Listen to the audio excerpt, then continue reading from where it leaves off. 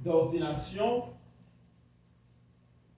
Cela m'a fait vraiment chaud au cœur et c'était pour moi un honneur de répondre à cette invitation. Et ce soir, donc, nous allons ouvrir notre Bible ensemble au passage dans lequel nous allons apporter cette méditation. C'est dans la deuxième épître de Paul à Timothée, le chapitre 2, verset 5.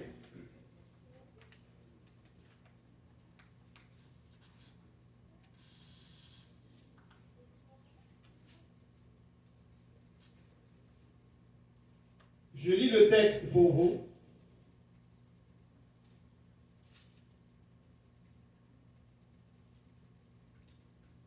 C'est un seul verset.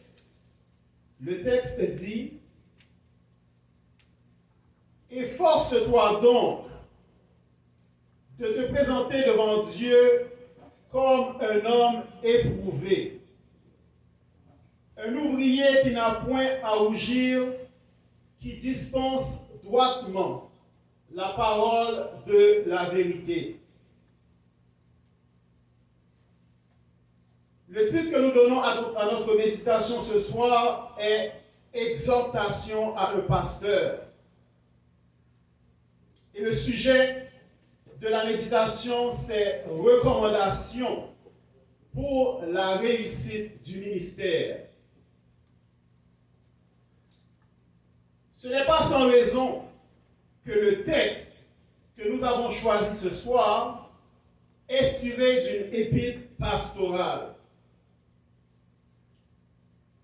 C'est une méditation de circonstance à l'occasion d'une cérémonie d'ordination pastorale. Et en cette occasion spéciale, je fais donc mienne cette exhortation de l'apôtre Paul à Timothée afin de la présenter à Joël Pierre à son tour. Nous connaissons bien la relation qui unissait ces deux hommes. D'un côté, nous avons l'apôtre Paul, le géant de la foi, homme expérimenté dans le service du Seigneur, s'il en est un, qui se trouve à la fin de sa vie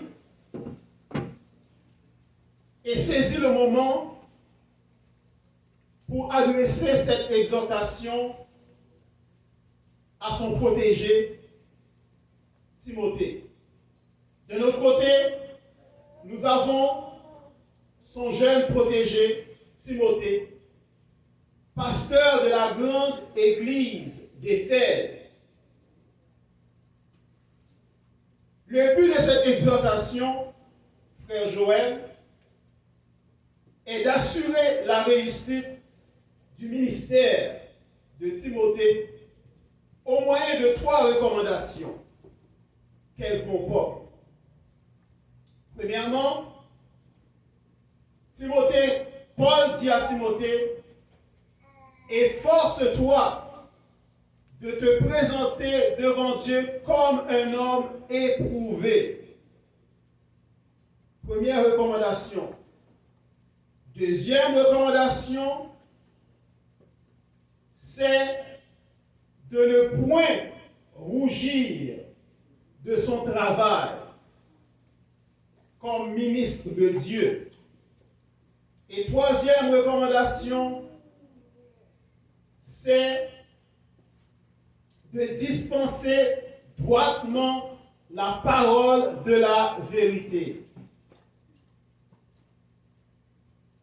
Et c'est ainsi que Timothée, et à ton tour ce soir et dans l'avenir, tu obtiendras la réussite dans le ministère.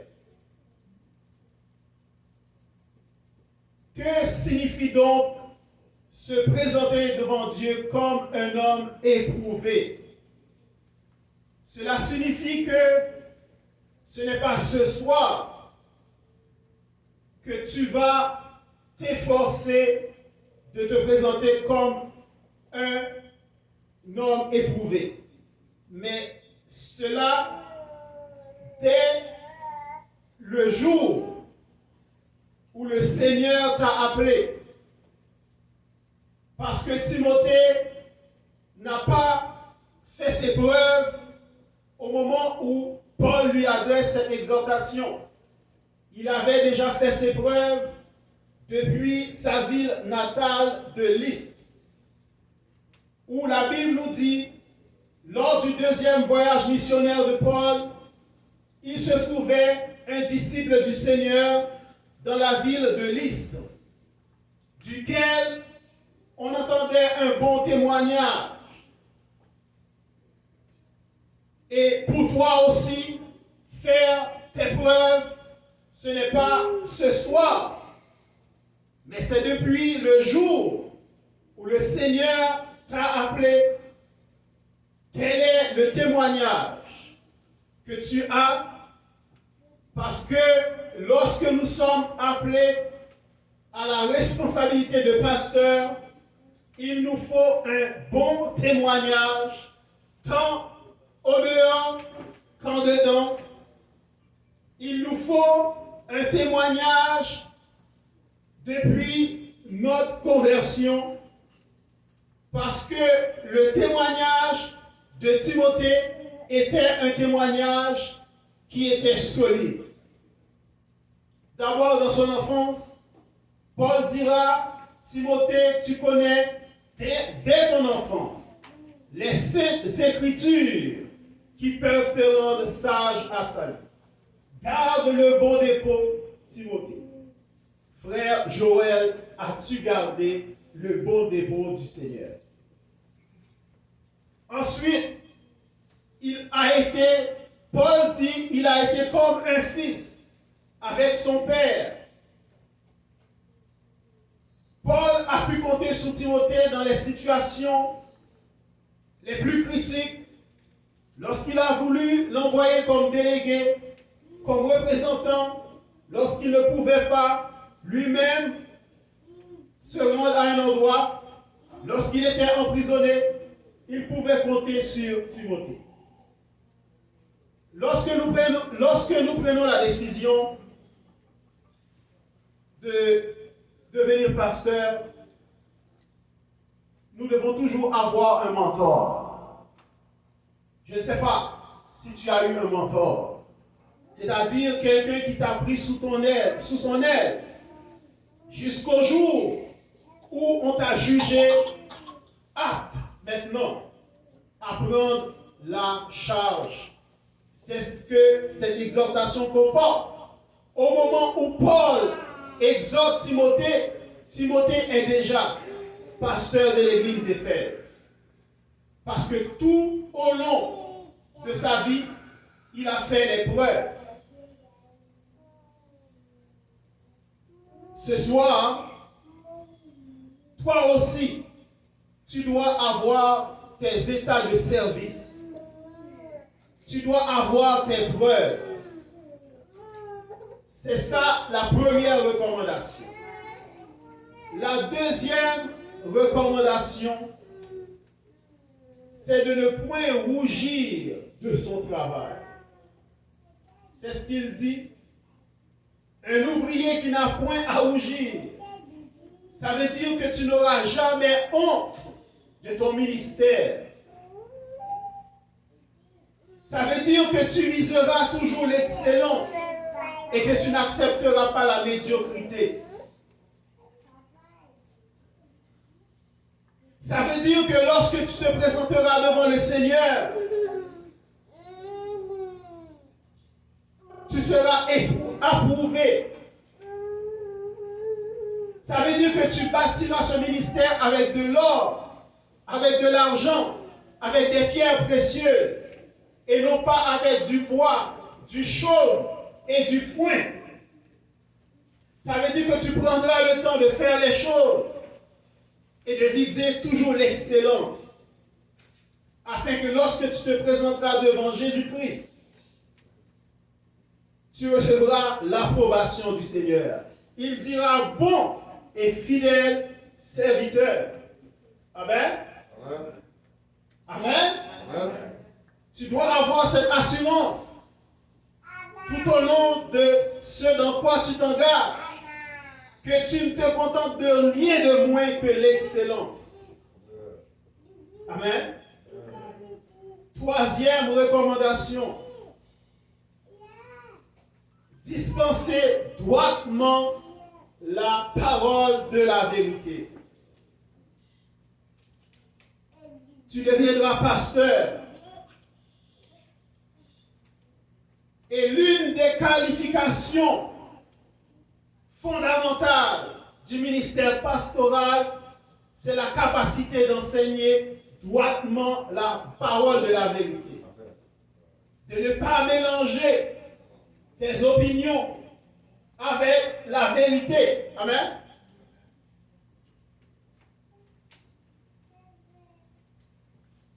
D'être capable de réfuter l'erreur. Amen.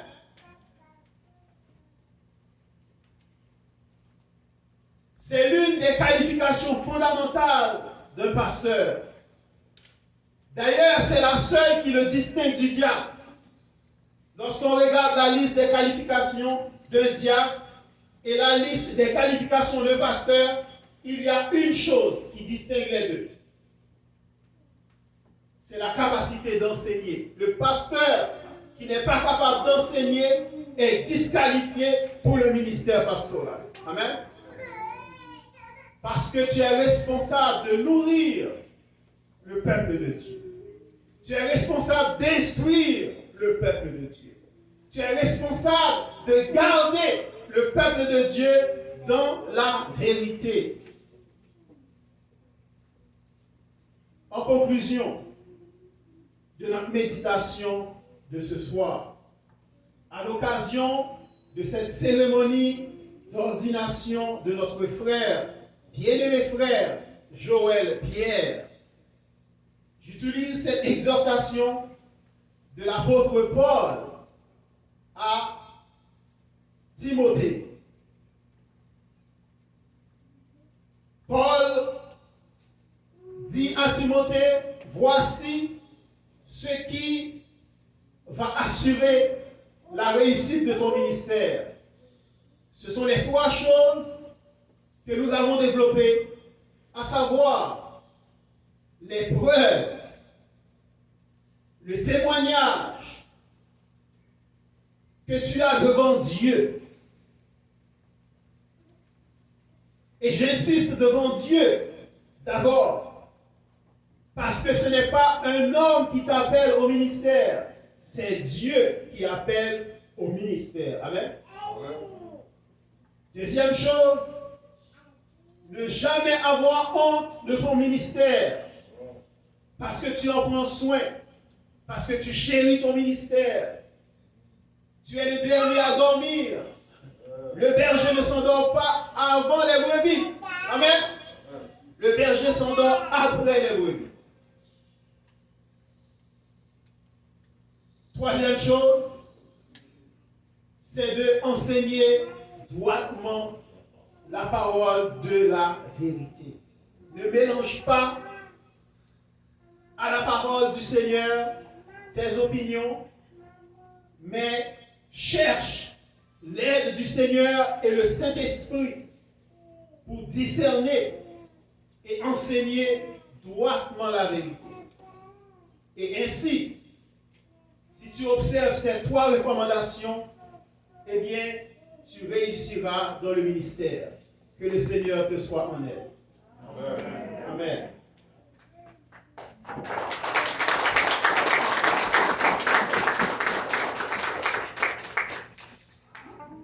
Alors, je ne voulais pas ne pas présenter mon épouse, parce que ce soir, c'est une occasion de se réjouir lorsque nous sommes appelé à participer à une cérémonie. Donc, moi, je suis pasteur de l'église évangélique Mont des Oliviers, qui se trouve au 92-25 boulevard Saint-Michel à Montréal. Et ce soir, je suis avec mon épouse, sœur Maudeline Joseph Pierre. Donc, elle peut se tenir debout et vous saluer. Et bonne continuation, que le Seigneur vous bénisse. Amen.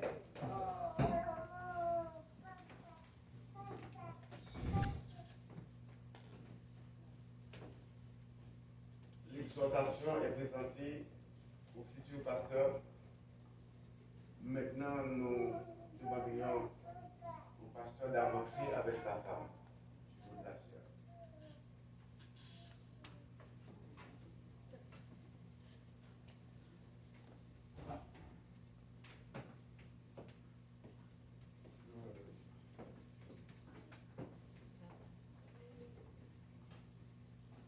Tout ce que j'avais à dire, pasteur Esti a tout dit. Alors, chers bien-aimés, je connais ce type depuis sa petite jeunesse. Il jouait de la musique, il n'était même pas encore musicien. Il jouait de la musique avec moi dans l'orchestre lumière et ensuite un seigneur de l'évangile. Nous sommes toujours ensemble. Alors, je vois sa vocation. Alors, c'est pour pas que moi être fait. Vous comprenez? C'est pour pas que mon pas n'a fait, c'est pour faveur n'a fait. Donc, ça veut dire que être pasteur, c'est pas seulement pour le titre pastoral, mais c'est d'avoir le sens de la responsabilité, le sens de responsabilité et le sens du berger. Voilà ce que alors sa vocation se développe en lui. Voilà pourquoi aujourd'hui,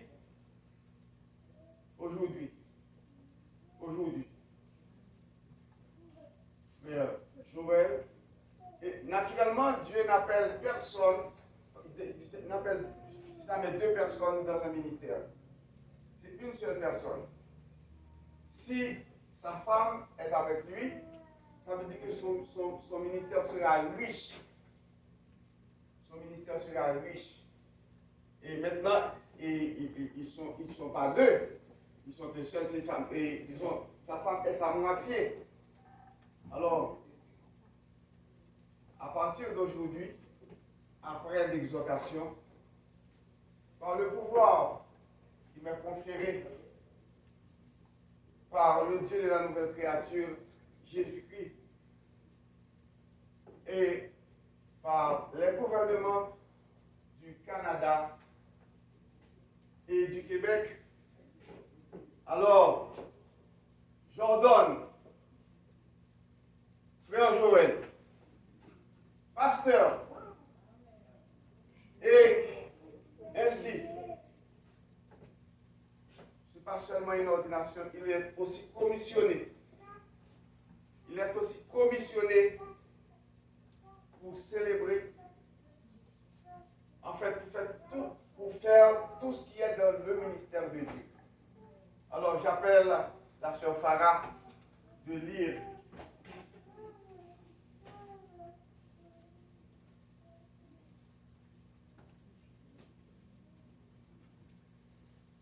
son ordination. Je vais faire la lecture du certificat. Félicitations.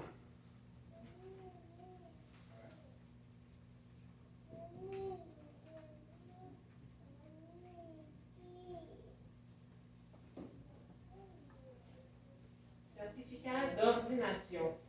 Communauté internationale chrétienne de Montréal certifie sur la recommandation du Conseil pastoral de l'Église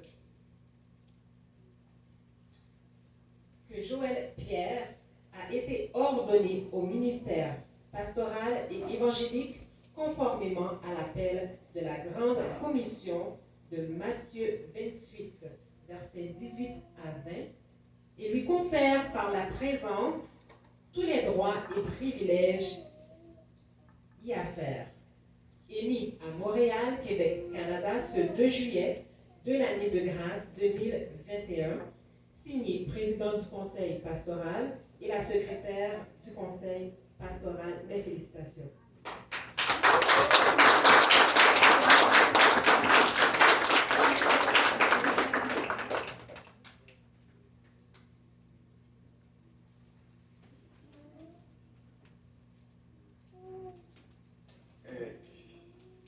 Je vous signale, chers bien-aimés, le certificat n'est pas seulement pour lui, mais c'est aussi pour sa moitié. Et il n'a pas seulement le certificat d'ordination, il n'est pas seulement ordonné, mais il est aussi commissionné comme pasteur pour faire tout ce qui se trouve dans le ministère de Dieu. Il y a des gens ordonnés, mais il y a des gens commissionnés. Alors, il est commissionné. Alors, félicitations, Pasteur Joël. Maintenant, Pasteur Joël était mon maestro. Maintenant, il est mon collègue, il est mon pasteur. Et il est pasteur de tous ceux qui veulent.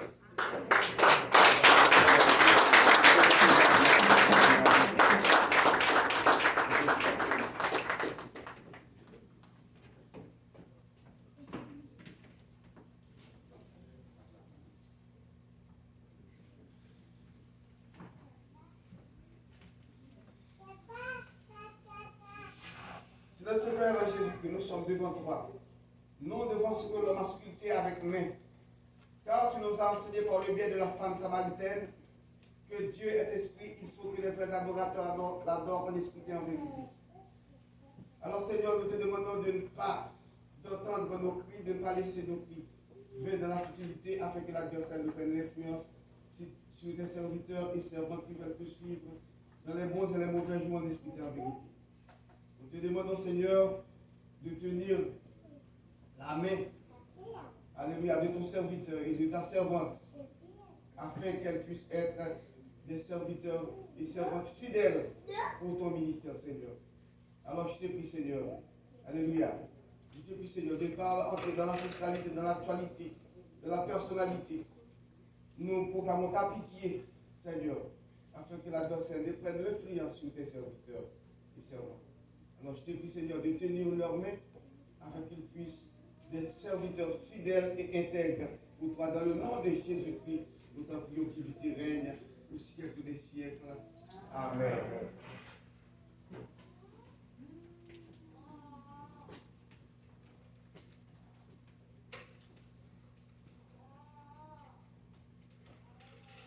Nous comptons sur le Seigneur avec, je veux dire, leur ministère. Alors, nous bénissons Jésus-Christ, le Dieu de la nouvelle créature.